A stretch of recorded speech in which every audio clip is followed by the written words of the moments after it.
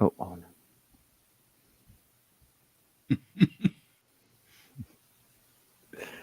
I ran the wrong intro again. Sorry, everyone, that you had to sit through there. I'm going to delete that intro off for some reason. Anyway, hi, welcome everyone to Casual Watch Talk or Sunday Social. Sorry we missed the Sunday show, and I wasn't on last Sunday, so I might be a bit rusty. But Todd, thanks for stepping in. No problem. It was fun. Well, should we do a wristwatch check first? Pete, you're in the hot seat there. Would you like to do a quick wristwatch check? Wristwatch check. That's like what is it? I've forgotten his bloody name. That's a Sean Connery introduction. A wristwatch check. So, today is it? Why aren't you? It's in witness protection. There it is. Oh, there you go. Anyway, there we go. There we go. Yeah. There. It is it's a 1950s, early 1960s Alpina 4, which is labeled a tropic proof. So this was kind of their go anywhere, do anything, mountaineering, jungle fighting kind of watch.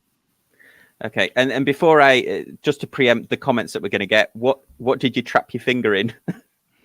I have absolutely no idea. The one of the unfortunate byproducts of some surgeries I had earlier is I'm going to be on blood thinners for the next year, and a shaving neck turns out to be something really frightening. It just does not stop bleeding, and every time I just even bang myself, I get these little bumps and things. So it could be anything. It could be absolutely anything. Okay, so suggestions in the comment section down below. Changing a watch strap. Yes. Mark, what are you wearing? Today I have the Christopher Ward C60 Concept. Yeah. Oh, interesting. Yeah, that is beautiful. my first time ever seeing that. It's it was the Halo watch before the Belcanto. So it's an SH21 skeletonized and in titanium. Really nice piece. Awesome. Patrick, you're up next. Well, I'm wearing a new watch courtesy of Japan. It is the Japanese exclusive SBGT009 in tungsten. Ooh. Oh. So they only made 300 of these tungsten Grand Seikos, and it's taken me over a couple years to find one. And when I did, I jumped. Wow, Awesome. That looks box fresh. That looks brand new. It's tungsten. It'll look box fresh forever. and that's why, I've said in many an episode, why don't more watch companies make tungsten watches? It's a thin watch, so it's not overly heavy. My tungsten sort of Panerai clones, which are, the size of a shoebox anyway, those can be a little chunky, but you make a thin normal watch, it's super comfortable and scratch proof, destruction proof. They're wonderful. Yeah, the when I interviewed the gentleman that does David Sheehan, who does the engraving on Rolexes, the only thing that will engrave the steel of a Rolex is tungsten chisel. Tungsten carbide, probably. Mm-hmm. Yeah. Todd's imposter twin brother with no mustache. Yes, it's a streamlined Todd. I have a special piece today that I just wanted to share because I am the next male in line to inherit this. So this is a pre-1900s pocket watch made out of coin silver. It has a key for winding that's in the back. It's a Continental brand. And the provenance of this, which I just find it so cool, is that let me see if I can find this picture here. Where's the picture? There it is. So, the man there in the middle. Oh wow! That's Israel Logan. This was his watch. It's my great grandfather. He was a Scottish orphan. Came to the United States and was a Pony Express rider. That's his extended family, and now heir to this special pocket watch. So I'm very honored and excited actually to get this. I just got this in yesterday. pretty excited about it. Super. Excellent. Todd, you're only allowed to wear it if you grow a beard like your great I was grandfather. going to say there was some very fine facial hair in that photograph. Very sure, fine for facial sure. hair. But that's absolutely great. Obviously, as the super pocket watch fan of the group, getting a pocket watch that not only is an antique and wonderful, but has some financial some family bondage. That's nice. Yeah, it's really cool to be able to have that. It's pretty. I'm probably not even going to get it serviced. It barely runs. It still ticks a little. I think I'm just going to get a dome and display it in the living room as just what it is, and then hand it down to my son.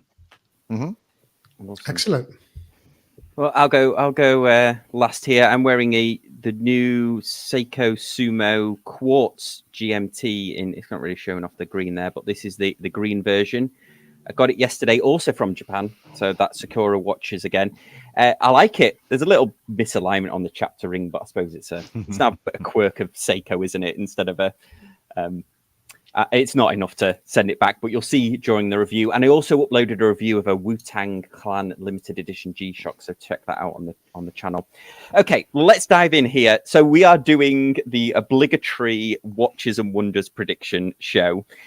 We've got a couple of predictions of our own, and then also what we'll probably do to pad this out a little bit is talk through some of the other predictions that have been done. So Britt Pierce has been doing some predictions. Adrian at Bark and Jack has been doing some predictions. Fratello Watches has been doing some predictions as well. So we'll talk through those, and Paul Thorpe. So we'll talk through some of those, and then we will also probably comment on our own predictions. So I've got a few of my own.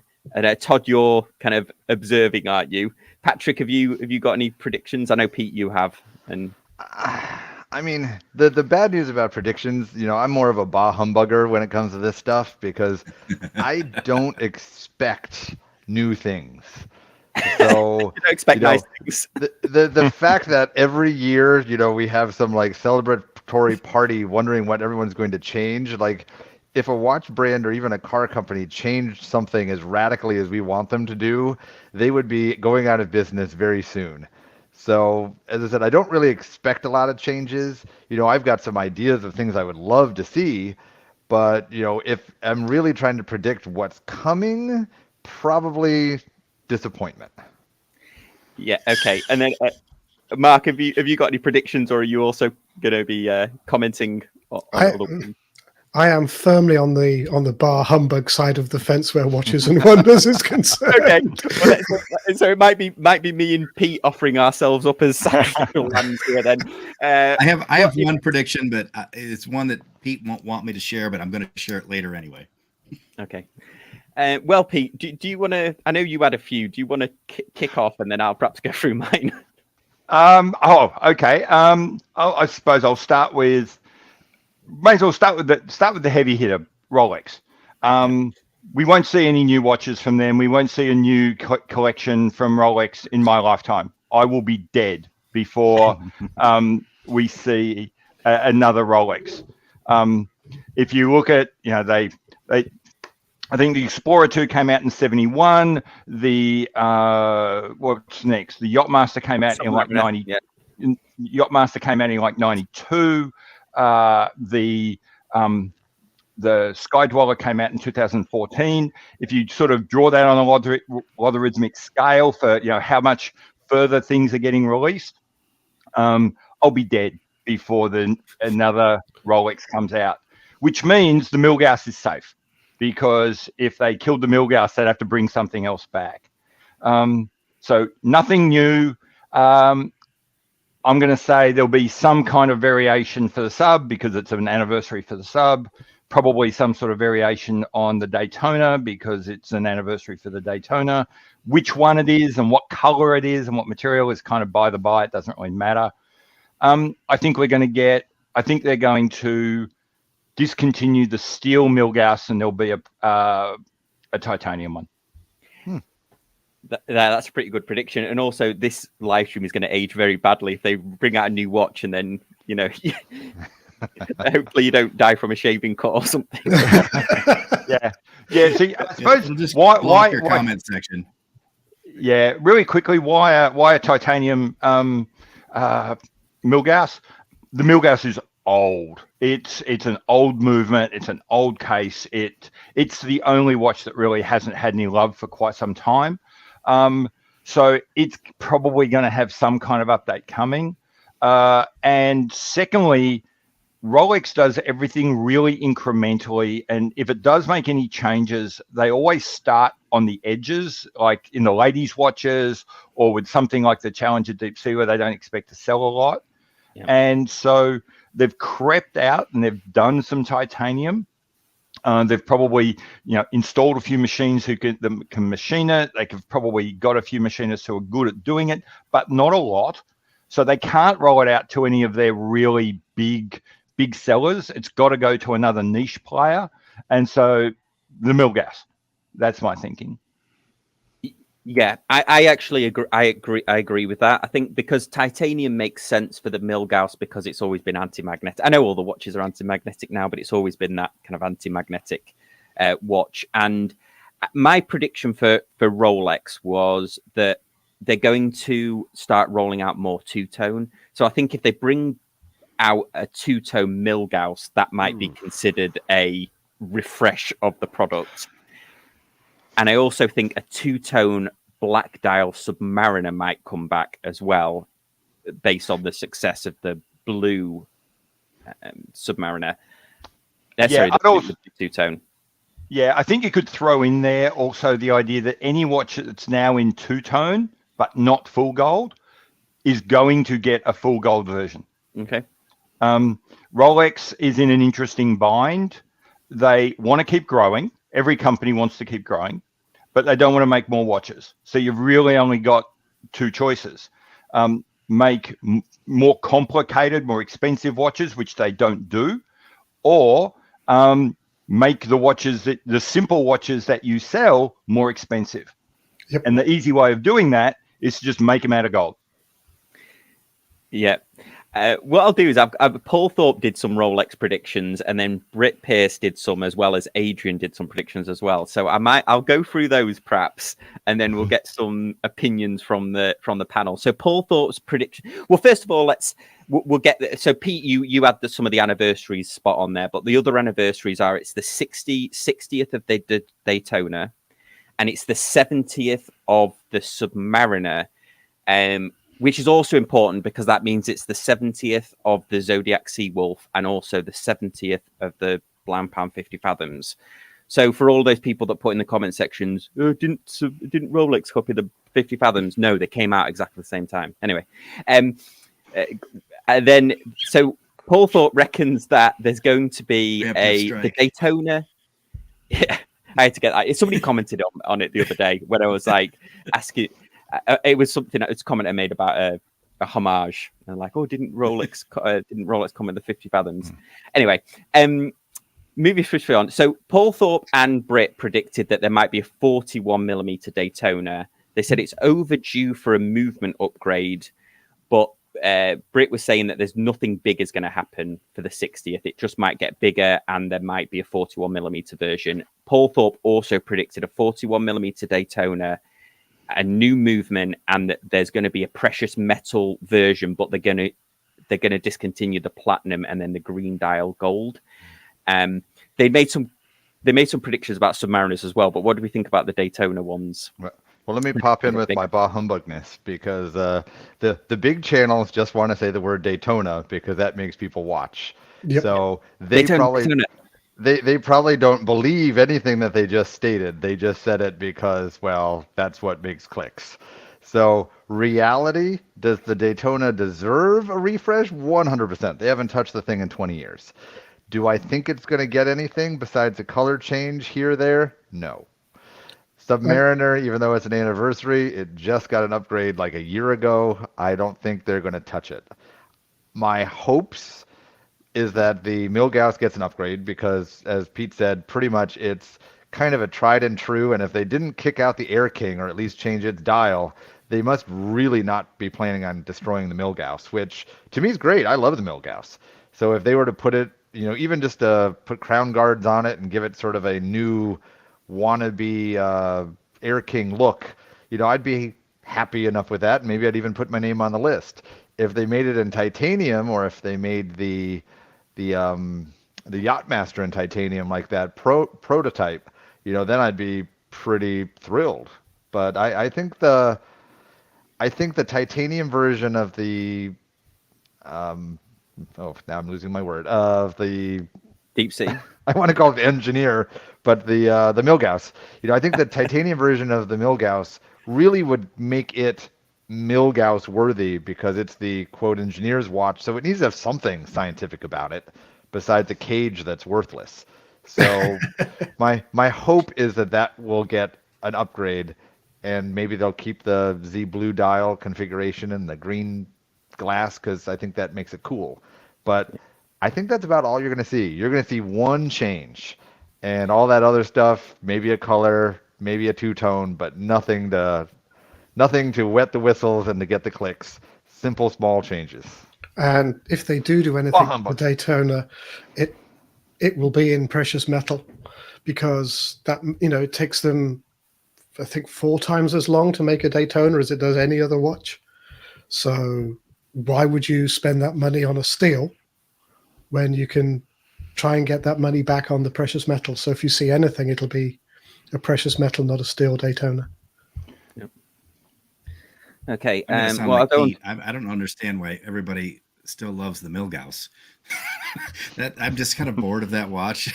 We have an Oyster Perpetual. We have the day date. We have the every iteration, the Air King.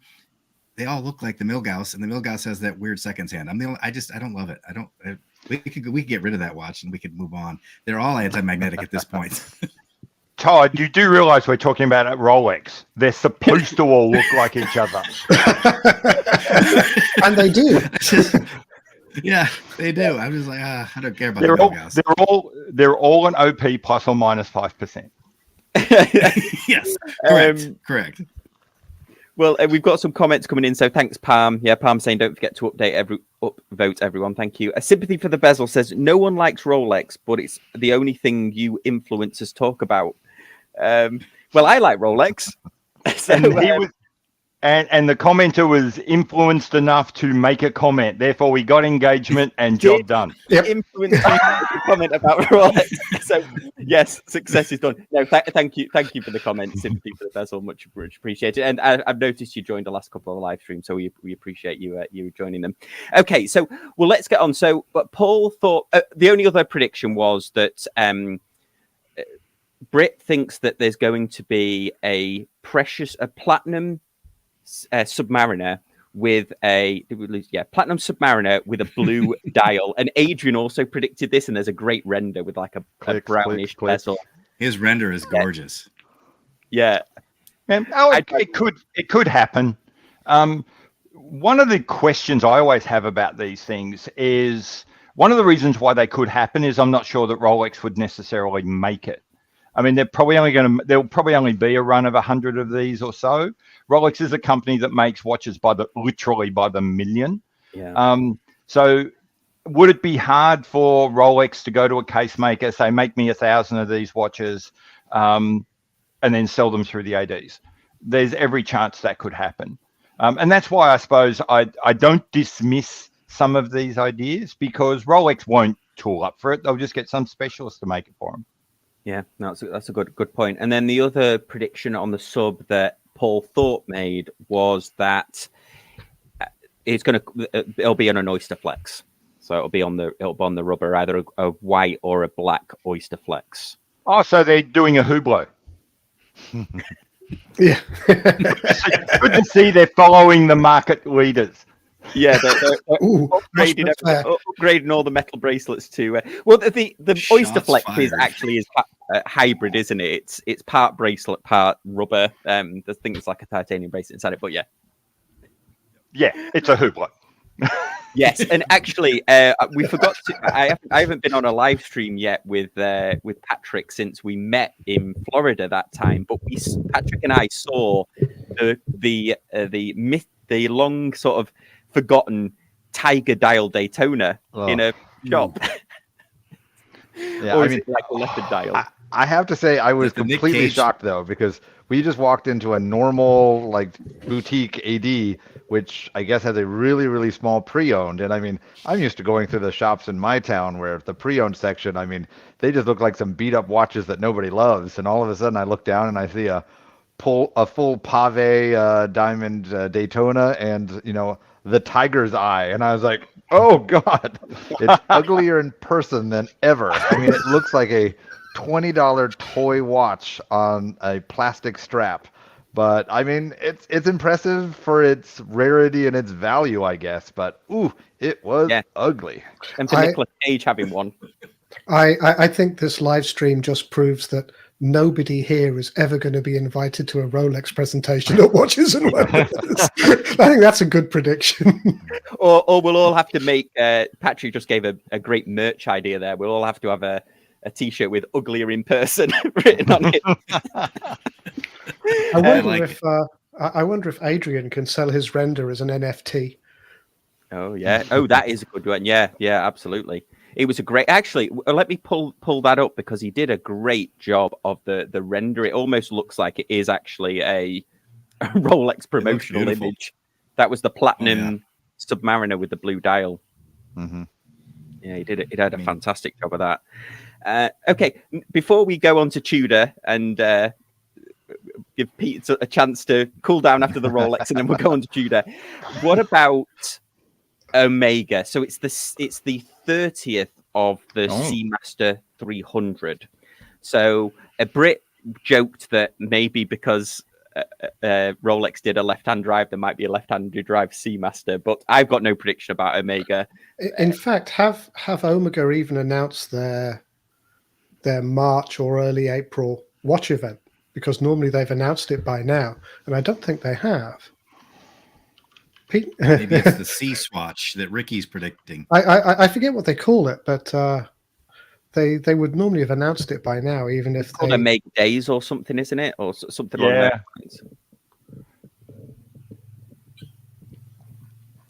I just Google searched it, and all I found was a site for Novelties 2022, and nothing talking about Omega Days 2023. Yeah, Mark, I hadn't thought about it, but I haven't heard anything about it at all. So it's a shame Dave Sharp isn't on because he might know. But that's really interesting. They're very quiet these days, Omega. There's something going on, but I just don't know what it is. Do you think they're feeling a bit funny about the stealing all of the thunder with the Moonswatch last year? Well, I doubt they're feeling guilty. I was going to say, if by funny you mean over the moon, super excited and disappointed they can't do it again, probably. Look, this is purely a guess, but I don't know. Have you guys been seeing things like those colored Aquaterras out there in the world? People buying them and testing them and reviewing? And I've seen a few of the 57s, but very, very few. The 57s are quite common. Are they? Green, at least in the US. The green Seamaster is, if you put a deposit down, you'll get one. They're not in the stores. There's a few trickling in. But a lot of the things that were announced last year are pure unobtainium. Yeah, unless you put the deposit down. Yeah, which gets me thinking that they might, the dwarves in the Omega factory might be working those, machines as fast as they can and just can't make any more. Yeah. In which case they're maybe taking a bit of a break from, releasing yet more stuff that they can't make and sell. I do wonder if you'll see a big Seamaster push next year with the spy rate movement.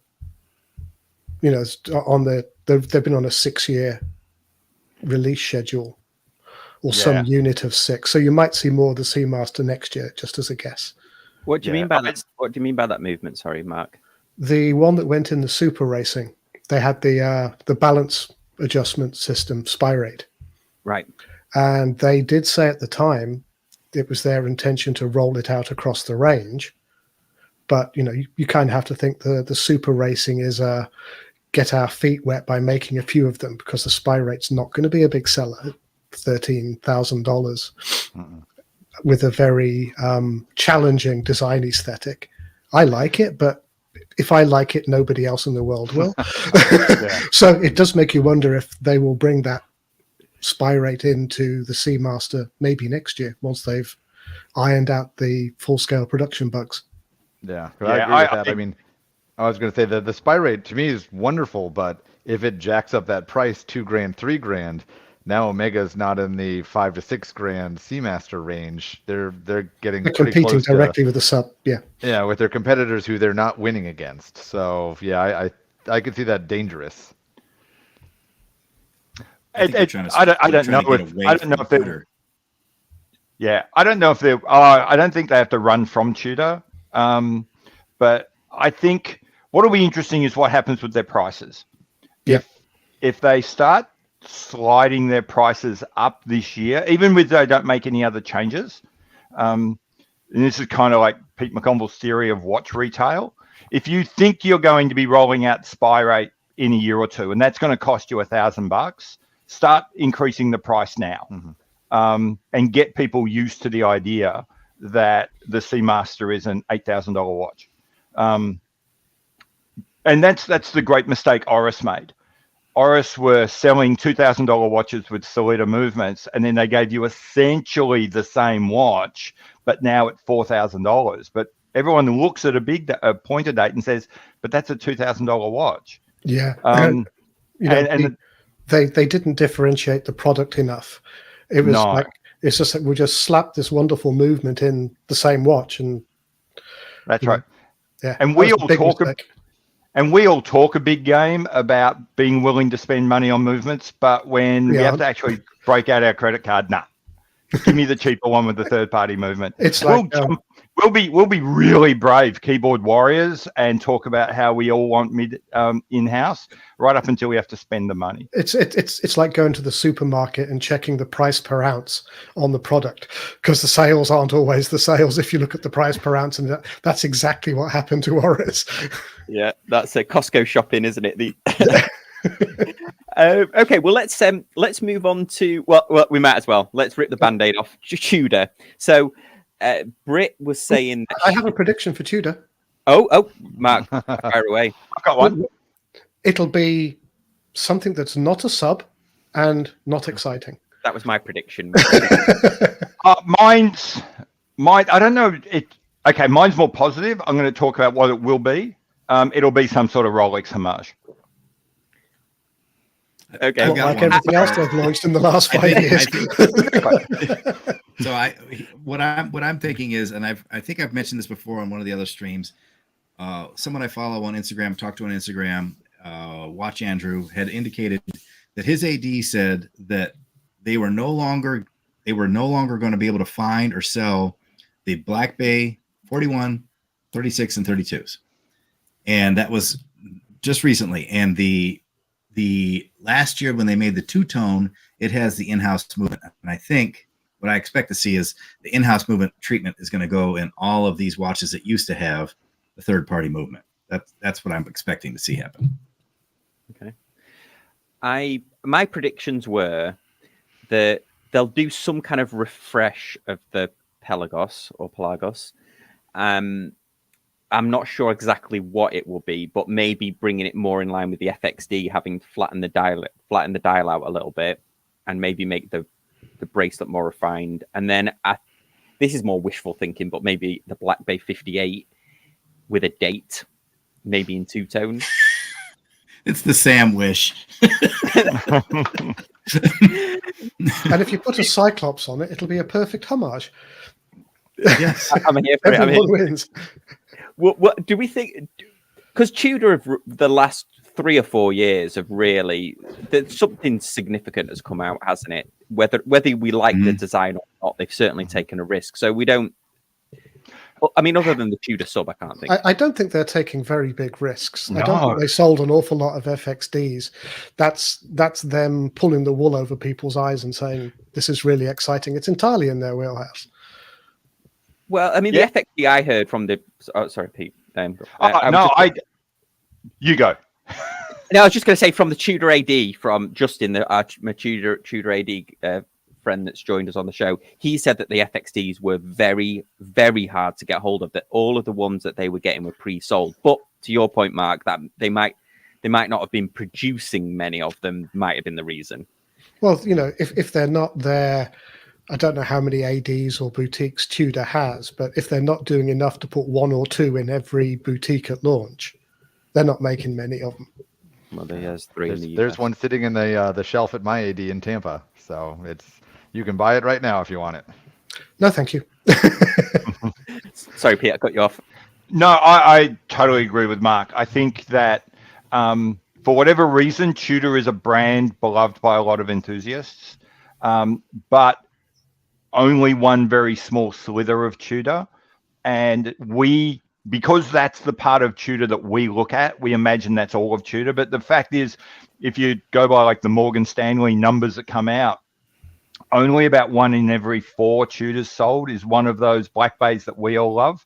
Most of them are like Claire de Roses and what are they, 1926s and all that sort of. They're really tag. Yep. They're really tag competitors. Mm-hmm.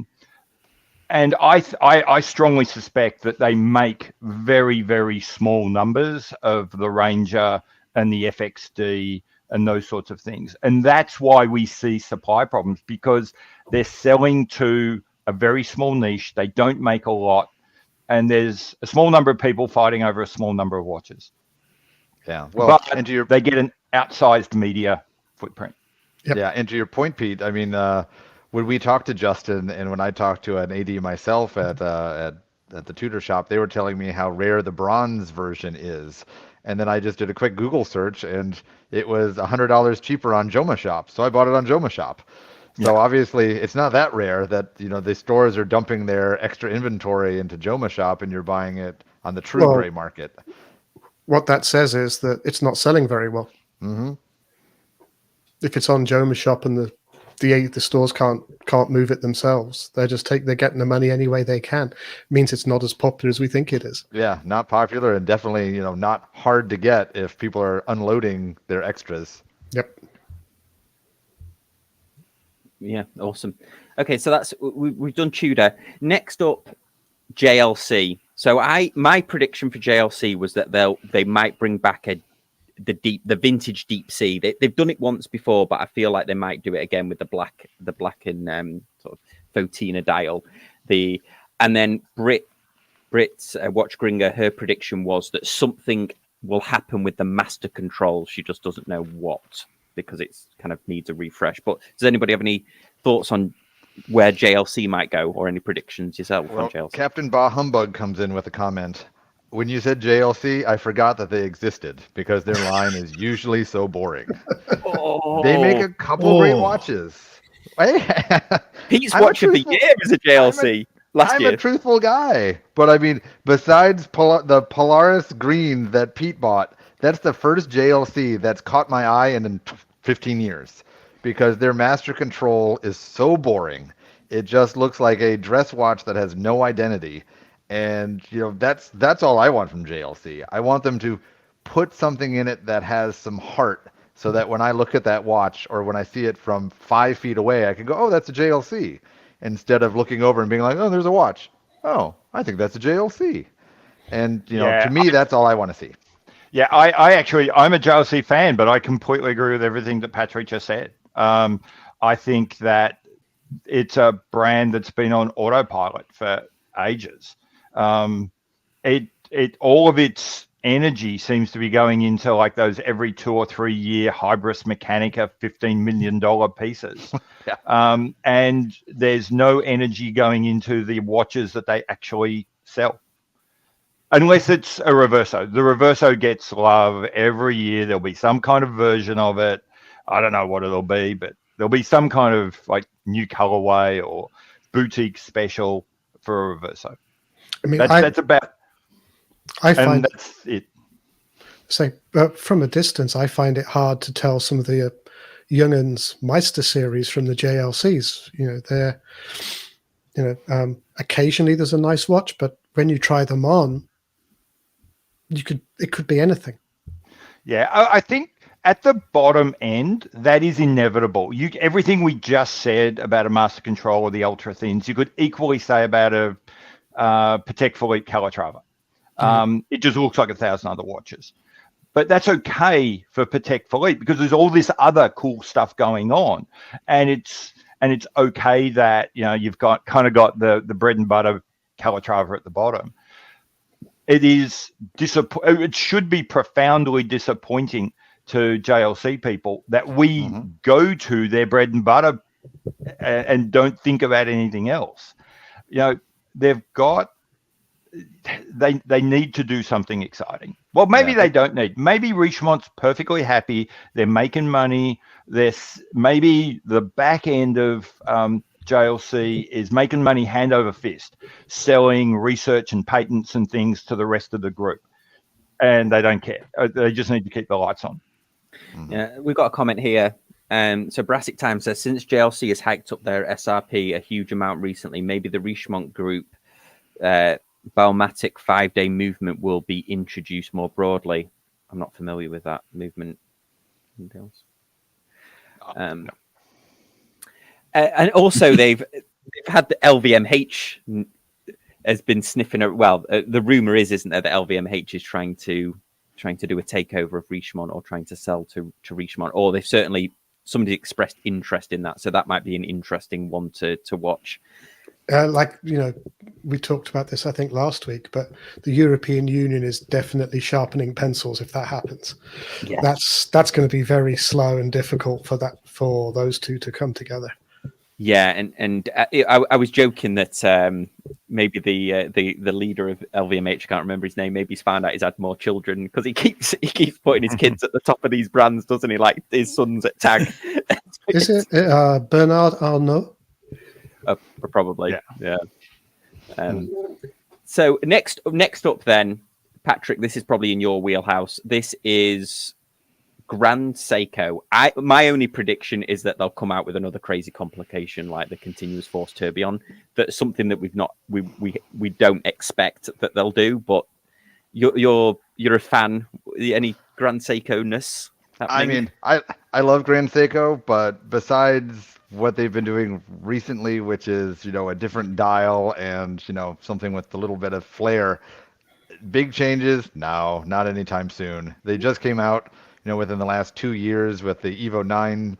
They just came out with their new spring drive and their new beautiful high beat movement.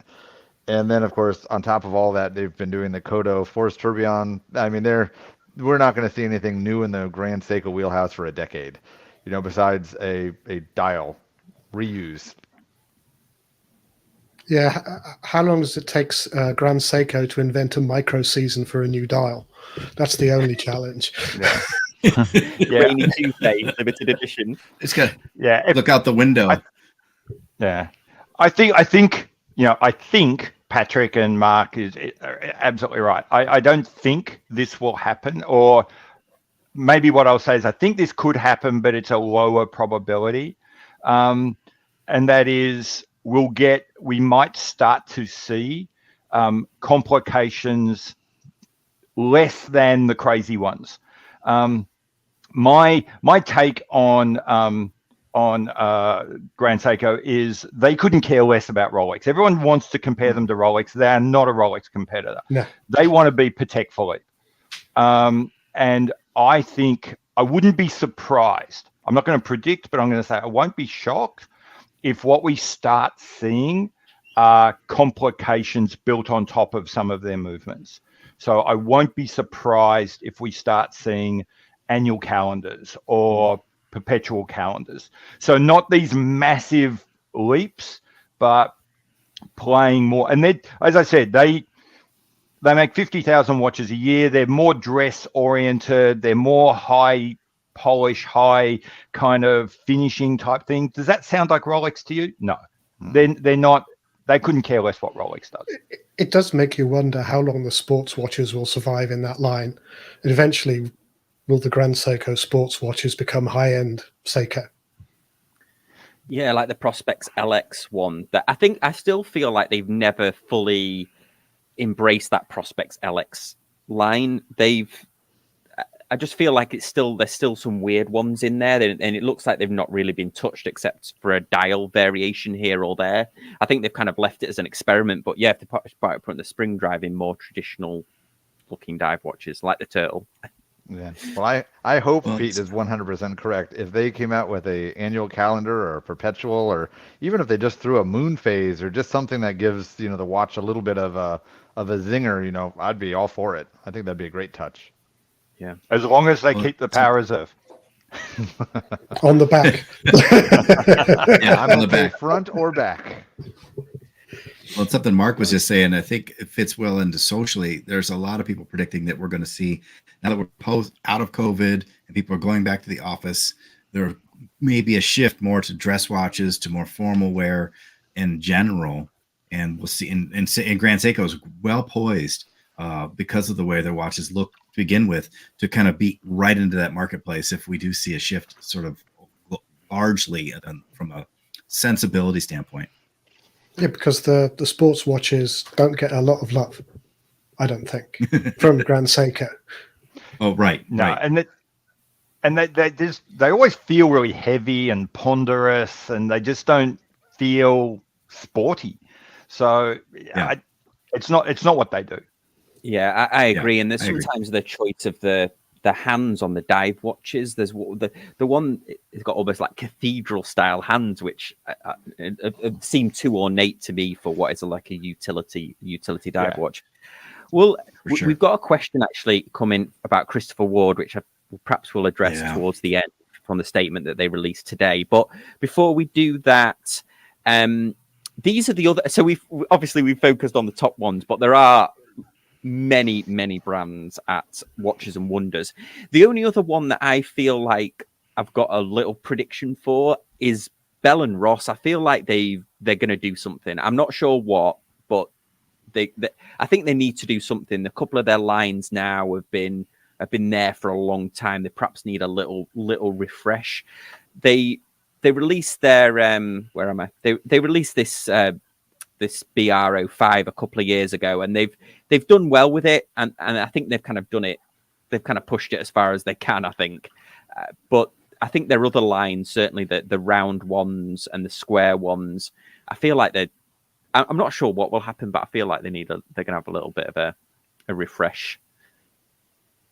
Yeah, could be. They released that BRX5 last year, and actually one of them's really, really neat. It's the multi-material one where it's got some carbon and some titanium and some other stuff, but the price point was like 11 grand. I was like, ooh, yeah, that's a little higher than I was expecting.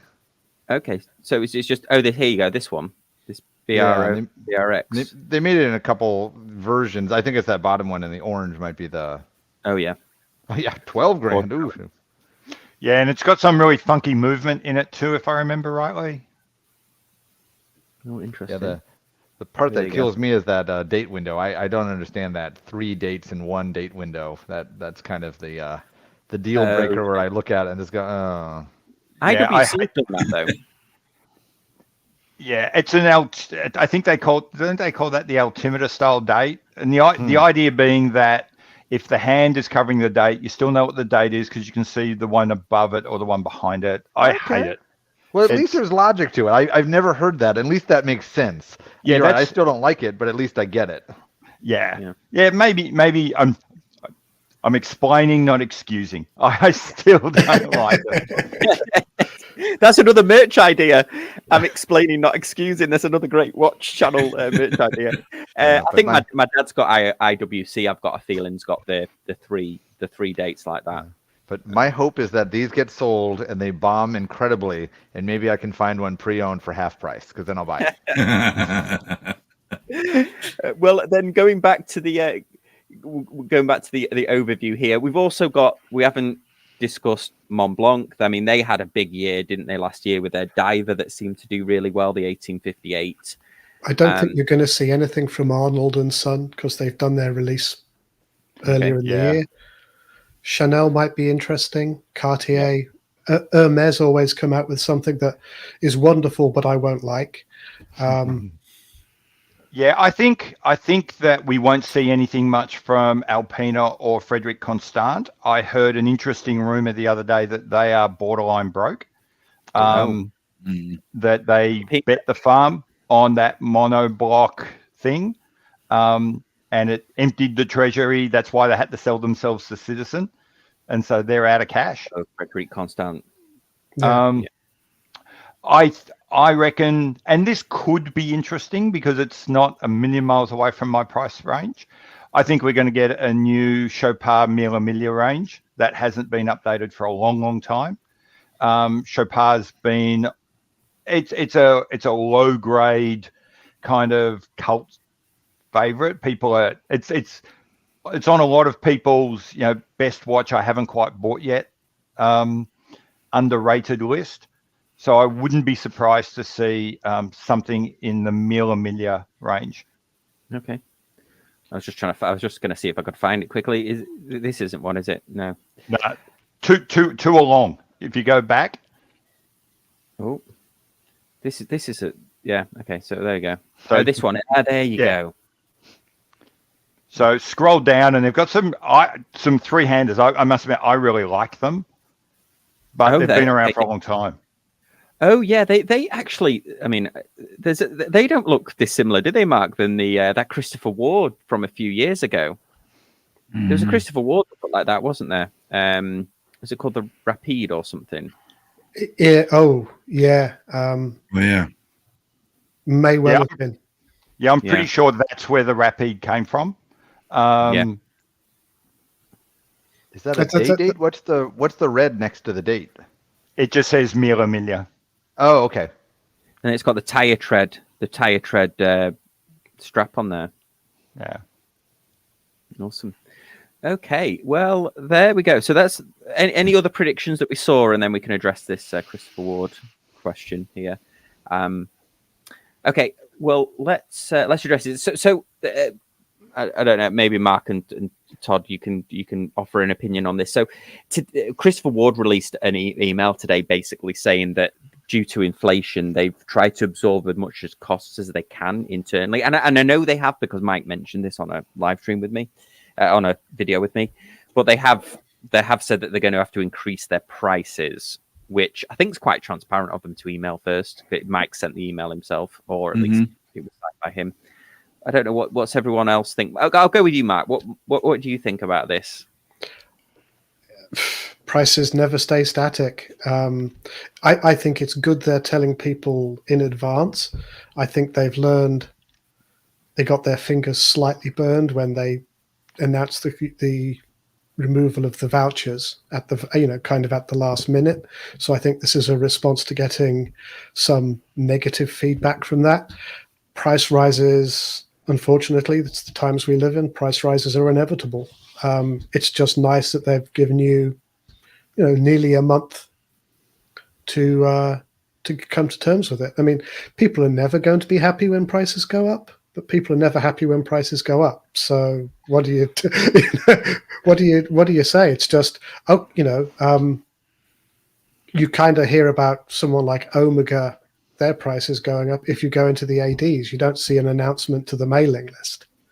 So I think it's a perfectly fine move.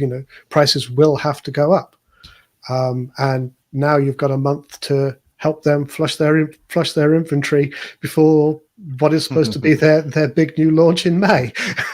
That's true. That's a smart move. Yeah. And it's like it's inevitable. We never advise. I mean, I don't know. I never advise people buying, a watch on a credit card. Buy it with the cash you have. And the fact that what Mark said, they gave you a month. And you know what? If you're like on the fence, you're like, well, maybe break out the credit card for this one just so you could buy it, because he said here's the deadline. It's April 3rd, and buy it now or it's going to cost more then. And if you've got a pre-order, so for the Bel Cantos that are pre-ordered into next year. Those prices won't change. So if you've got your pre-order in, if essentially you've got a contract for that price. So pre-orders won't go up, but any new orders after April 3rd are going to go up.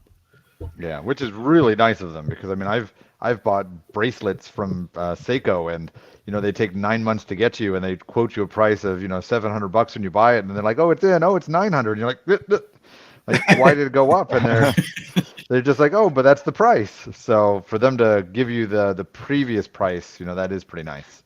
Mm-hmm. Is that? I'm assuming that's with a pre-order. You had to pay a deposit. Yes, you had to pay a deposit. So yeah, you do essentially have a contract. Yeah, so I think that would be the difference. I experienced the same with my JLC. I paid a deposit. They gave me a whole bunch of certainty, but what it also did was it locked in the price. And JLC being JLC, there were 2 price rises between when I ordered the watch at $13,000, and on the day it arrived, the retail price was $16,500. But I paid $13,000. Yeah. Wow. Oh. And as I was joking with a friend, the price rises was 2 Christopher Wards. Yeah.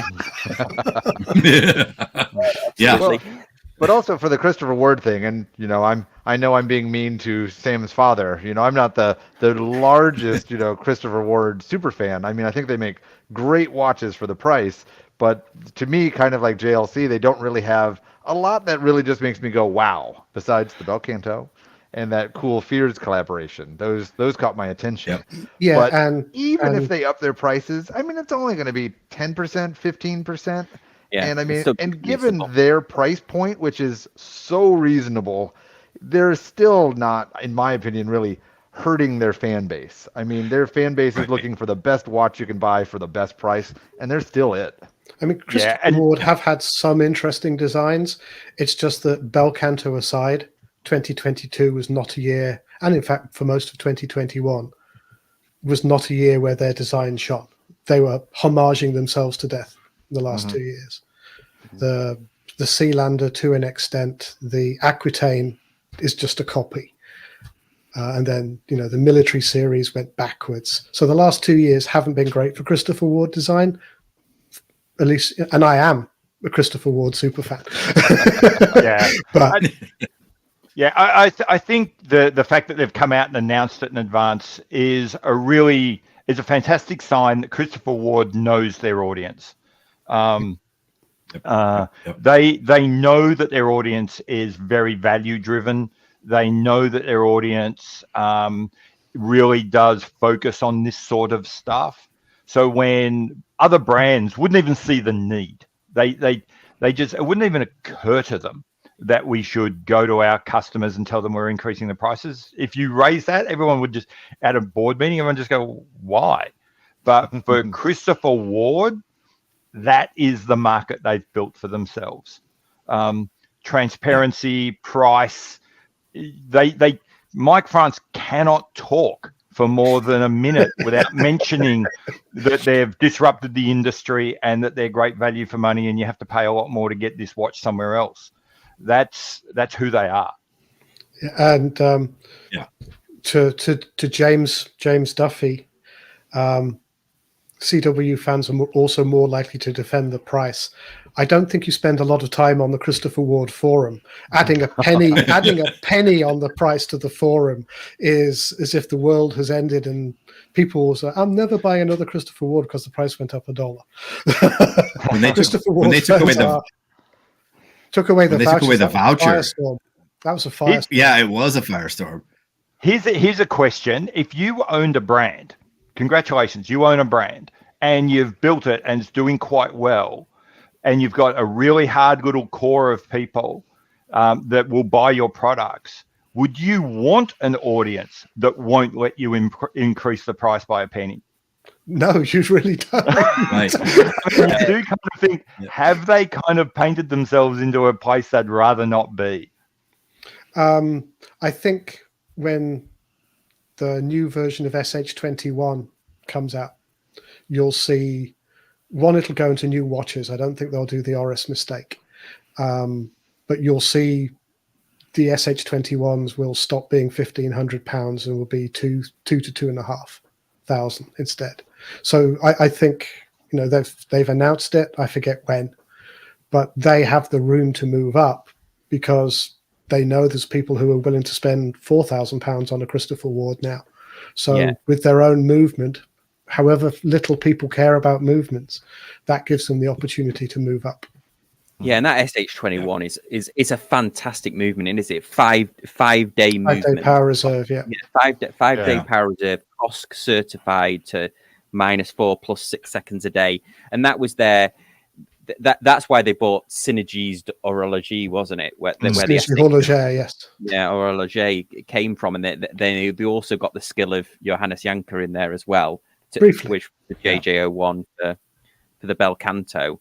So they've been making these smaller incremental moves towards that, and I think that this would bring them in line with an Oris, wouldn't it? With their, but they are. I mean, they're also careful to Pete's point to maintain their base. Their sub £1,000 base is very important to them, and they will maintain it.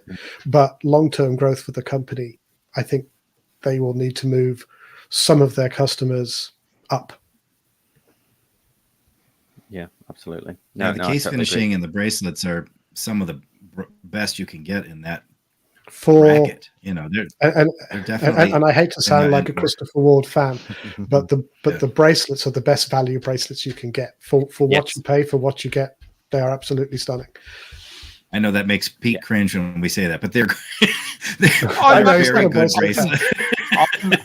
I'm absolutely positive that they're good bracelets. And as soon as I bought one of these watches, hang on just 1 second. It's going right in the bin. I feel a solo layout. It's immediately put in that box. Yes, I think my new Seiko has to go in the OEM box because it's not their finest moment, but it's not too bad. Okay, so well, we did. There we go. So we've done the predictions. We've done Christopher Ward. We've addressed Christopher Ward's price increases. So I think we're done. Unless there's any last words from anyone. Oh, actually, one more prediction. Yes.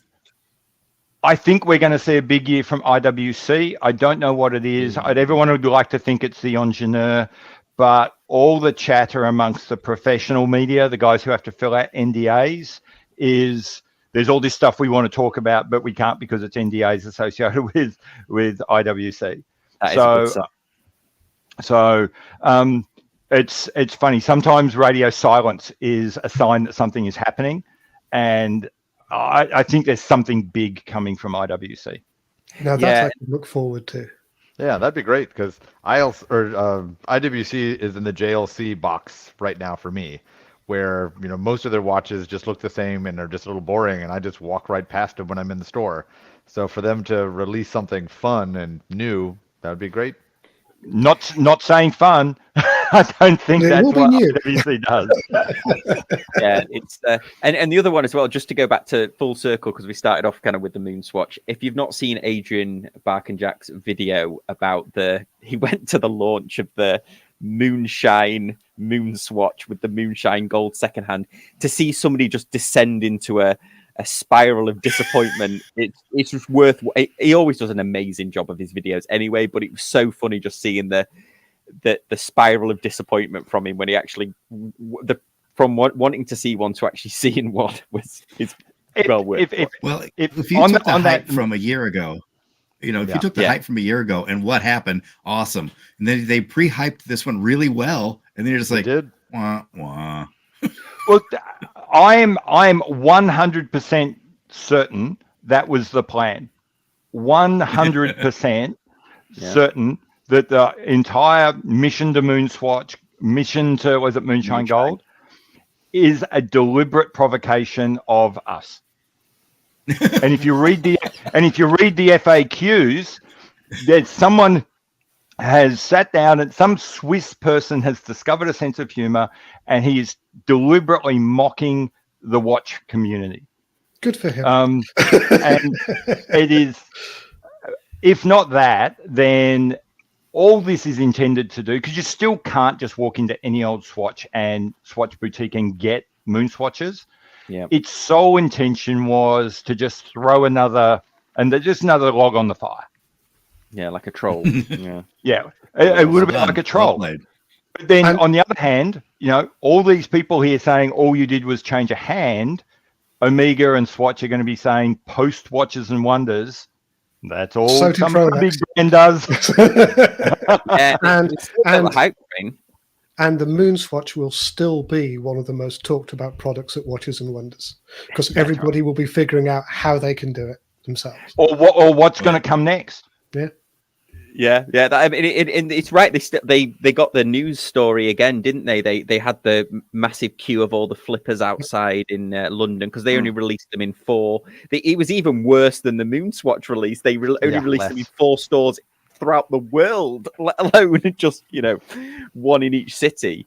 It definitely watch Adrian at Bark and Jack's video. It was quite cool because he actually went down to try and get one. But anyway, cool. Well, thanks to the panel. Thanks everyone for any comments. Obviously, follow Mark on Liberty. Follow Todd on TikTok Talk. Patrick Pocket Watch Time on YouTube, and Pete McConville channel on YouTube as well. Check them all out. All of their links are in the description down below. And we'll see you all next time. Thanks, everyone. Bye. Good night, everybody. See ya.